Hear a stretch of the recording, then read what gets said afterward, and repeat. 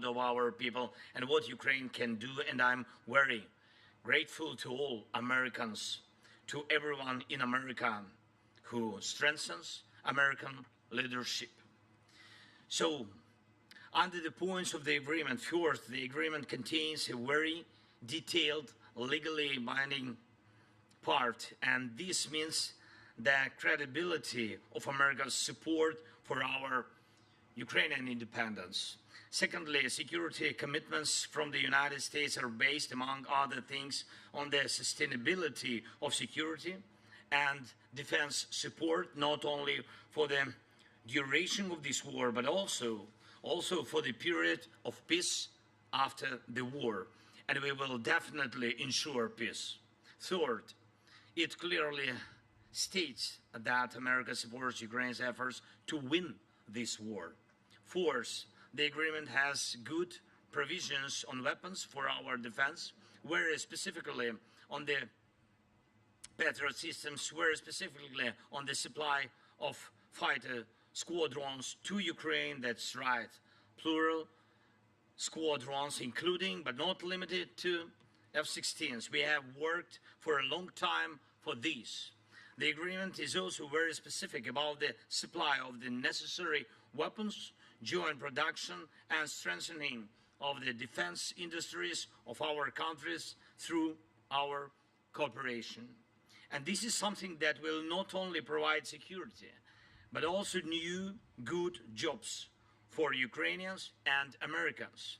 The agreement also outlines what is needed in terms of intelligence information. The agreement contains key aspects of protecting the lives of our people. Fifth, it is very important that the agreement also addresses the issue of Russia's just responsibility for this war and its attempts to destroy Ukrainians. America supports both fair compensation for the damage caused by Russian strikes and working out ways to ensure that frozen Russian assets are used to protect and rebuild Ukraine.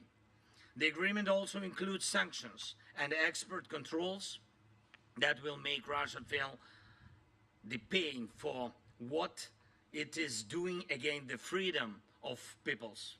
And two more things. I'm grateful that the philosophy of our security agreement is in fact the philosophy of the alliance, and that is why the issue of NATO is covered through the text of the agreement. It states that America supports Ukraine's future membership in NATO and recognizes that our security agreement is a bridge to Ukraine's membership in NATO.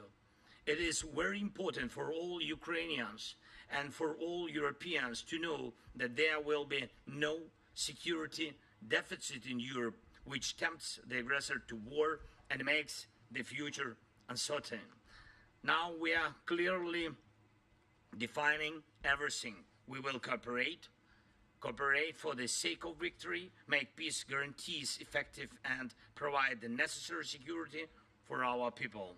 And thank you, Mr. President, for your leadership in the G7's decision on $50 billion loan for Ukraine. It's a vital step forward in providing sustainable support for Ukraine in winning this war.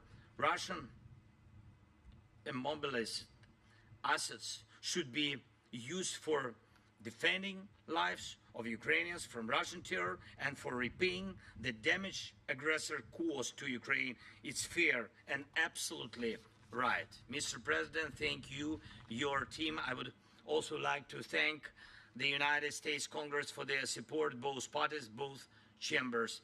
Thank you, and thanks to every American heart that does not betray freedom and supports us. Slava Ukraini!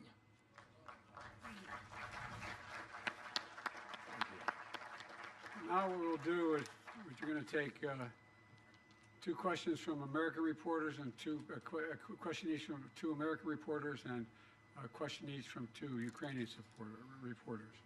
The first person I'm going to call on is Colleen Long of the Associated Press.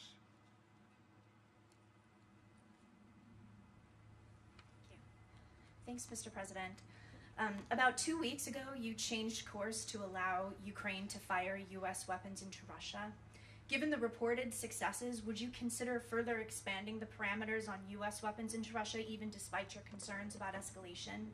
And on the news from home, you're going through something that so many American families go through, the intersection of addiction and the criminal justice system, but you're not like most families.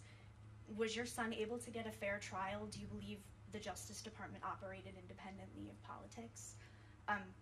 And for President... Let me answer your question and you ask his question, okay?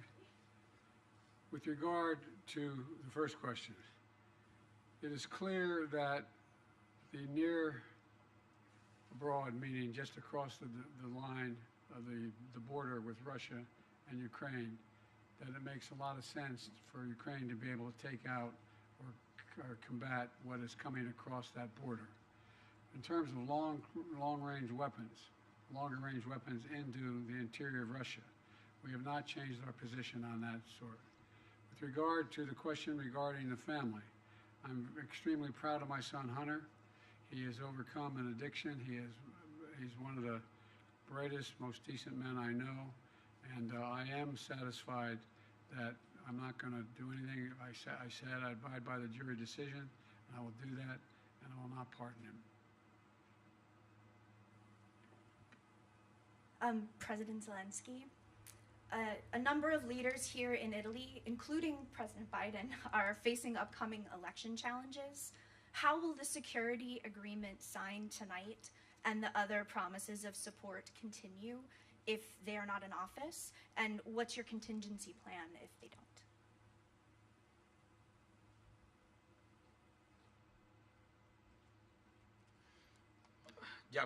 Thank you for this question. May I ask? First and foremost, I'd like to thank the people of the nations, first and foremost, to the United States, to the countries in Europe and on other continents who have supported us since the very beginning of this absolutely unjust war of Russia against the people of Ukraine. That is it. They've been killing people, homes and territory. All that is very important. It is part of life, but first and foremost, we're speaking about people and lives of people. You understand? And this war was unjust since the very beginning. The war of this evil, whose name is Putin, the war against the people of Ukraine, and he has killed so many people. To say that it is not him, there was a military man who did it, the last one is just an instrument of his, and he's playing this instrument, and therefore it is important for us that since the very beginning we were supported by people, by nations, because they understood that we share common values, we simply want to live, and the people understood, they imagined what will happen if such evil attacks them, and therefore we were supported by people, and I thank President Biden and other leaders who, since the very beginning of the invasion, Putin's invasion, started to support us. They, based on their values, they were based on the voice of their people, and it is impossible without people, and I am sure that this nation chooses leaders and presidents, and it seems to me that no matter whom the nation chooses, first and foremost, it seems to me that everything depends on the unity within this or that state. And if the people are with us, any leader will be with us in this struggle for freedom. Ukrainian reporter? Yeah, with pleasure. Thank you so much. Так, будь ласка, телеканал Інтер. Yes, please, Inter. Irina Ivanova, Irina Ivanova, Ukraine, Inter and TV I have channel. a question for both leaders. So today, during the G7 meeting, the discussion focused on developing Ukraine's air defense system based on the most advanced Western complexes and also on enhancing long-range capabilities. So my question is, can you provide any details on the initiative and about the readiness of our allies to take part in it? Thank you. I'd be happy to respond to that. We have acquired commitment from 5 countries so far for Patriot batteries and other air defense systems, as well as we've let it be known to those countries that are expecting from us air defense systems in the future, that they're going to have to wait. Everything we have is going to go to Ukraine until their needs are met, and then we will make good on the commitments we made to other countries. I think President Biden already answered your question. Really, he knows, and all other partners, they know that urgently we need 7 Patriot systems. Yes, to save our cities, not all of them, it's a pity, but urgently 7. And we discussed the possibility of having 5 of them. It's true, but the partners work on it. It doesn't mean that tomorrow we will have these 5 systems, but we see in the closest future good result for Ukraine. You'll have some relatively quickly. American reporter, Josh Weingrove, Bloomberg. Thank you, Mr. President. I have a question for President Zelensky shortly on the announcements, but if you don't mind, I'd like to ask you about your discussions on the situation in Gaza here at the summit. You were asked just a short time ago about it after the skydiving demonstration. Can you give us your assessment of Hamas's response? And do you believe that they are trying to work towards a deal, or is this response working against a deal? And what is your message to allies, including those here at the G7, about what more, if anything, the U.S. can do to drive towards a peace agreement? Thank you. I wish you guys would play by the rules a little bit. I'm here to talk about a critical situation in Ukraine. You asked me another subject. I'll be happy to answer it in detail later.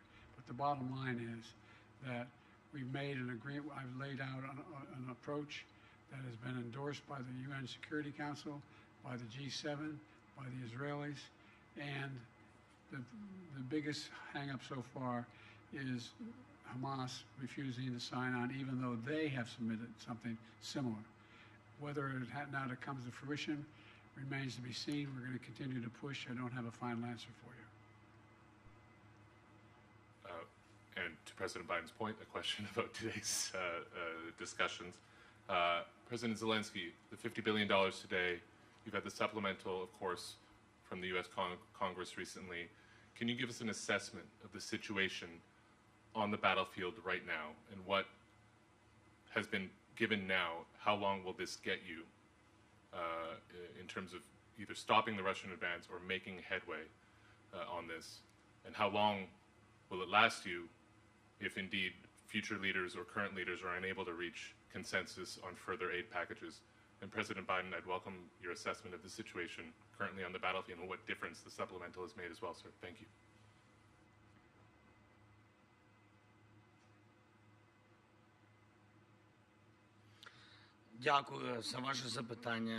Thank you for your question. Indeed, we were expecting the fundamental package of the support within the Congress of the United States of America, and truly it was a long pause for our warriors first and foremost, but it is important, and we are grateful that in the very end we have this supplement, and this will for sure strengthen our warriors. Yes, this has given the opportunity to the enemy within this pause to try to occupy Kharkiv, but that attempt was stopped by our warriors. They were repelled. The enemy was repelled, and we, despite everything, disrupted all their plans, and it seems to me that that is the most important thing. What this supplement that will arrive gives us, it enables us to fully equip the reserves, those guys, those brigades that are ready, so that they provide for the opportunity to rotate our units on the battlefield, so that they can have some rest, so that the brigades can regenerate, so that other brigades enter the battlefield instead of them with equipment. This is what the supplement gives them. So the raise of morale, but also the raise of strength of our brigades. And it seems to me that this is the most important.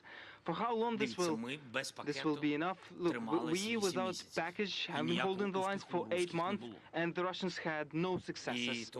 And therefore, the question for how long it will be enough. No, I think the question has to be for how long the unity will last. The unity in the United States together with the European leaders. How these or those elections will influence this unity.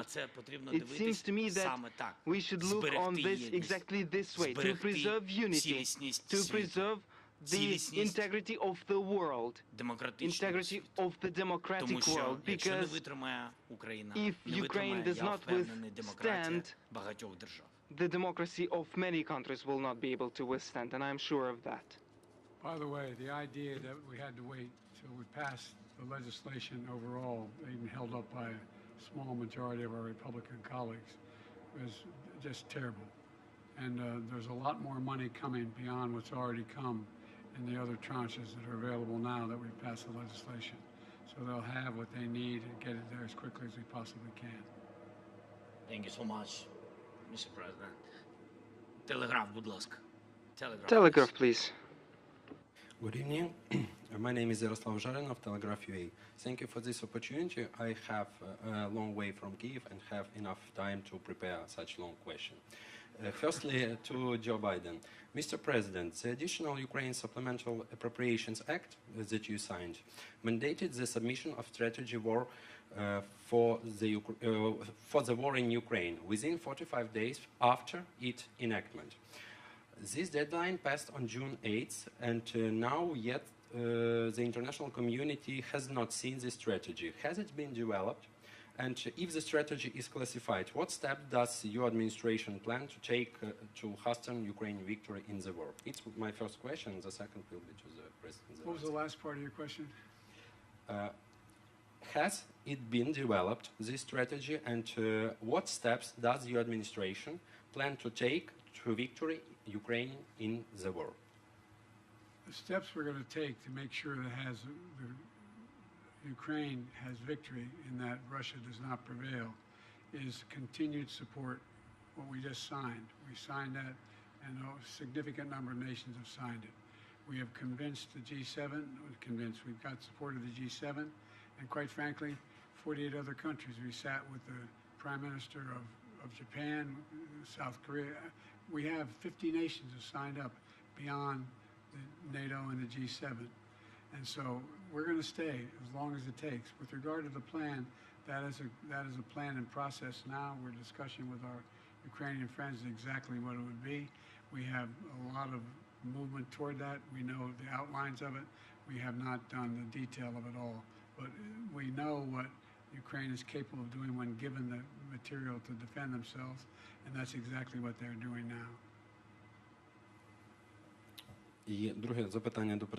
And my second question is to President Zelensky. It will be in Ukraine, and recently you have made a couple of sharp statements regarding China, and there are rumors in press regarding the possible supplies of Russia's weapons to China. Apart from that, China is actively promoting its own peace plan among certain countries. What are the motives of Beijing now, and would it be possible to change the vision of China regarding our war, and which role the U.S. can play in this? And the final question is China a partner of Russia in these crimes that it commits? Yes, I understood that your trip was long.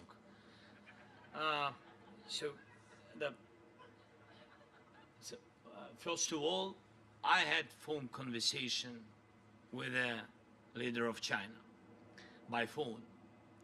He said that he will not sell any weapon to Russia. That is the first. We'll see with you. We'll see. But he said to me, if he is a respectable person, he will not, because he gave me the word. The second, you know very good with details our peace formula. It's very open for everybody, basing on charter, yes, UN nation, and you know that it bases on next principles: territorial integrity, sovereignty, nuclear security, food security, if China has alternative view on it, it can prepare alternative peace formula. If we share common views on it, like with globally with all the world, I think so. So if they share the same way to peace, we will find dialogue. By the way, China is not supplying weapons, but the ability to produce those weapons and the technology available to do it. So it is, in fact, helping Russia. Thank you all so very much. Appreciate This it. concludes our press conference. Thank you, everybody. Would you still have